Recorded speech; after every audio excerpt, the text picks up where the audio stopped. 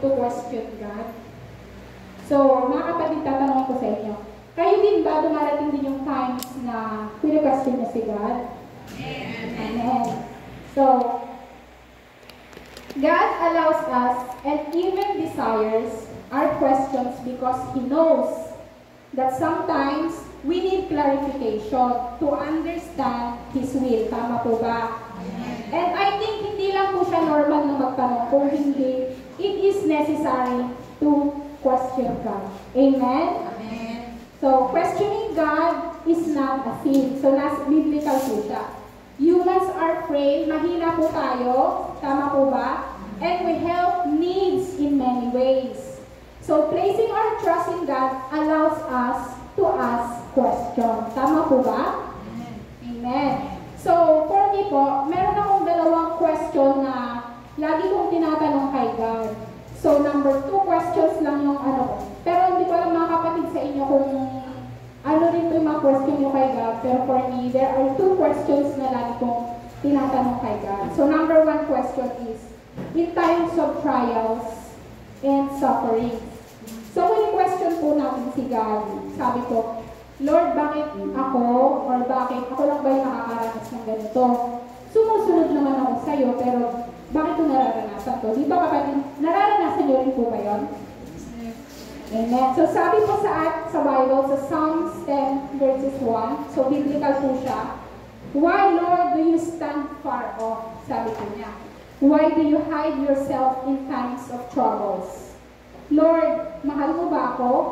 Hindi ba anak mo ko? Di ba yun yung kadalasan nating question kay God? So mga kapatid, the answer is, mahal tayo ng Diyos. Ngunit dahil sa ating mga makamundong gawain or makakalikasang gawain, hinahayaan niyang mangyari or maranasan natin yung mga bagay na ito. Alam niya na sa pagpapahintulot sa atin na makaranas ng ganitong trials and sufferings, siya yung parang lalakas tayo sa kanya na lalo tayong mag-stick sa kanya. Tama po ba na question natin siya? Pero yung question natin kay Lord na yun is meron siyang agad na sagot. Diba? Amen. Amen.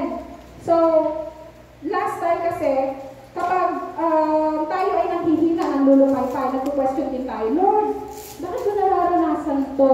Di ba nararanasan din natin na minsan nawawalan din tayo ng faith sa Kanya na parang nagdududa tayo sa kaya niyang gawin, di ba? Amen. So, God allows all of us trials and sufferings to test our faith. Kung gaano tayo naniniwala at nananampalataya sa Kanya, na siya ay tapat sa mga pangako niya. So, yung question natin na bakit ako? So, merong reason dun si God kung bakit nararanasan natin yun. Kung yung baga, gusto niya tayong mag-stick lalo sa Kanya. Amen? Amen. Yung lang gusto natin lumapit tayo lumalim tayo sa Kanya. Kasi babasahin lang po natin ang Bible, may question dun lahat ng ating may sagot dun lahat ng ating mga katanungan. Amen po ba? Amen. So, number 2 na question. Question nyo rin po ba si Lord in times of blessings? Amen po ba? Kasi ako po,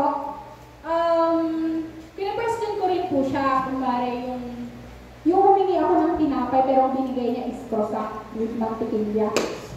Diba? Ang hiningi lang natin is pandesal pero ang binigay niya croissant with mantikilya. So sabi sa Isaiah 58 verse 11, sabi niya, I will show you where to go. I'll give you a full life in the emptiness of places, firm muscle, strong bones. You'll be like a well-watered garden, a gurgling, sparkling that never runs dry. Tama po ba? Amen. Ang ganda po ng pangako ng Panginoon. No? So, sabi ko ganyan, Lord, why me? Bakit mo ko binibless ng ganito? Sabi ko, deserve ko ba to? Parang napaka sobrang faithful mo naman sa akin para ibigay mo lahat sa akin yung hilingan ko. Di ba question din natin? Which is alam natin na hindi man tayo karapat dapat sa kanyang paningin, binibless pa rin niya tayo beyond. Tama po ba? Amen. Amen. So, hindi po masama na magtanong tayo kay Lord as long as alam natin yung answers niya sa ating mga tanong. Amen? So, conclusion. whatever situation we've been through, we have to trust God. Because trust His process and believe na siya ay tapat sa kanyang mga pangako niya, lahat ng mga katanungan natin ay may kasagutan. In His way, in His timing, and in His will. Amen? Amen. To God be all the glory. Amen.